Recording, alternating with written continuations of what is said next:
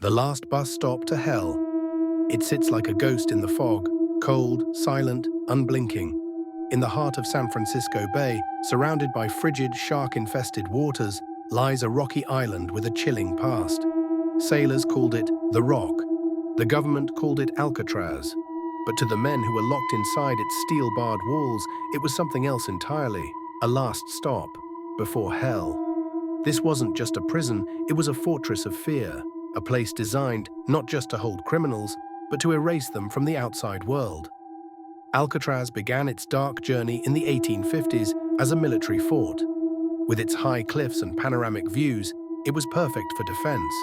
But soon its purpose shifted.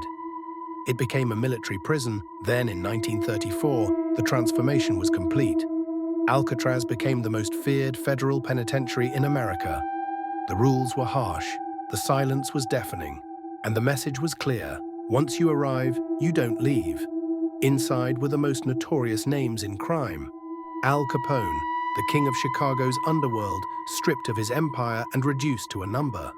George Machine Gun Kelly, a kidnapper turned model prisoner. Robert Stroud, the Birdman of Alcatraz, whose quiet demeanor masked a violent past. Life on the Rock was cold and unrelenting. Inmates had 4 rights: food, clothing, shelter, and medical care.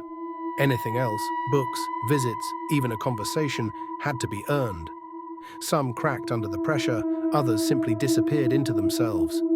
But in 1962, something happened that shook Alcatraz to its core. 3 men vanished. Frank Morris, a brilliant but dangerous criminal, teamed up with the Anglin brothers, John and Clarence. Using spoons, a vacuum motor, and a whole lot of patience, they chiseled through the prison walls, built a raft out of stolen raincoats, and placed lifelike dummy heads in their beds to fool the guards. By the time anyone noticed they were gone, they were already out, or gone forever. No bodies were ever found, no conclusive trace. The FBI chased leads for decades, but the truth remains a mystery. Did they drown in the icy waters, or did they make it to freedom? The escape embarrassed the federal government. A year later, in 1963, Alcatraz was shut down. The cost of running it was too high, and the structure was falling apart. But the Rock was not finished telling its story. In 1969, a bold new chapter began. A group of Native American activists landed on the island, claiming it under an old treaty. For 19 months, they occupied Alcatraz, turning it into a symbol of indigenous resistance and awakening a national conversation about native rights. Today, Alcatraz is silent once again, but it's not forgotten.